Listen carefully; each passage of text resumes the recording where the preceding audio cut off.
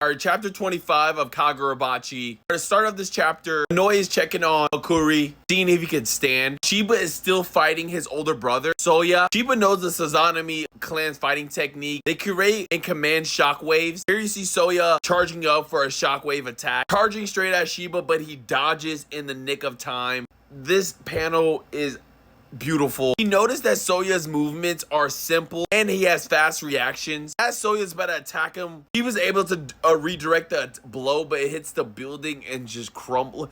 The details in this. Shiba sees the damage that he caused and says he looks like he's the strongest one out of the whole Tao group. But with the other three in their father's mystery storehouse, even if Chihiro has an enchanted blade, it's gonna be some trouble for him. He's thinking about bringing Soya with him so it could be like a 5-on-2 instead of a 1v3. But it looks like Chihiro doesn't need some help because he is working the Tao guys right now, breaking their swords. The hard part is that every time they cut out to their father, he can recreate these weapons that come from these blobs, turning like literally giving them new weapons. And Chihiro thinks it's from the storehouse. That's like one of the powers from commanding the storehouse. He could just get access to these weapons. The head of the clan is thinking about what happened to Shiba. After the phone call, he disappeared, but Chihiro stayed here to remain, thinking that does he really think he has a chance? Chihiro is putting the work on the twins, but the other brother comes back and uses a shockwave to kill his momentum. As he gets a new weapon, other twin brother is not looking for Chihiro. He's in a predicament right now. Luckily, Shiba comes out of nowhere using teleportations, switching Chihiro for Soya. Soya's brothers both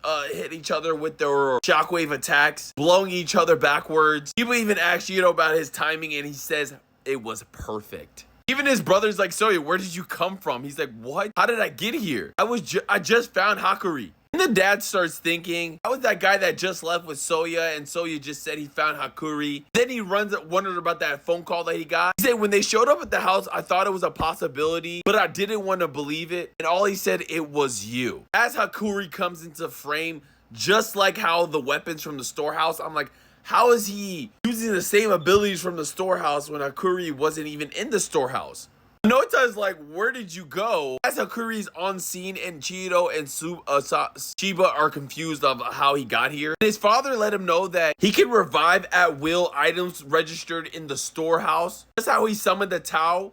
He can summon any member of the clan registered, and they register at birth. This is a way for him to protect his children from outside enemies in emergencies, which is kind of smart. But since Kuri is not a great sorcerer, he couldn't sense that he was registered to the storehouse, which every sorcerer could. His father starts using his own son as a hostage, and would you like him back? Shiba tried to play it off, saying that he already told us everything and we barely know him, so do what you want. Saying he's gonna leave family matters alone. Then you notice that the father's hand is shaking. He says, oh, you're looking at my trembling hand. You think I'm hesitating? Far from it. I'm trembling with rage and sadness.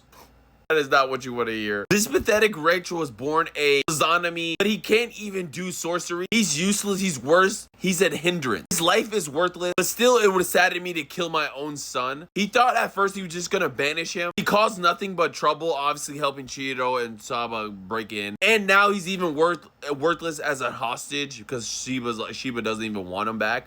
And he says, so be it. Proceeding to take this dude's head off, his own son. Then Chihiro grabs his sword. I'm thinking he's gonna fight back. He says, wait, as far as I'm concerned, he's worth quite a lot. That guy saved me. Thinking about the time when he was fighting the Flameborn. And then the father says, okay, in that case, show me what he is worth to you. Then the scene comes back to Inoue open the door saying, welcome back. Everyone is back. Even Hakuri is back, but he's crying and he's saying, I'm so sorry. Now the scene goes to Kumunabi. They get an alert of a new item for the auction. We see the father saying, the first time you've ever been useful, we will have the greatest event in history. Chihiro gave up his enchanted blade, bro. The 7th enchanted blade is up for auction. And then we get to see Chihiro's reaction to this. Shiba thinks it's his fault for bringing back Soya to the battlefield. Chihiro's like, no, I was glad you showed up. If anyone is to blame, it's for me for choosing to stay behind. I'm glad things went exactly as planned. And he's like, as planned. He was trying to give the N10 the whole time. And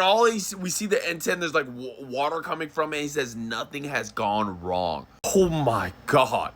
He set him up for the beginning. Now he knows the location of the storehouse because he says, oh, it's perfect.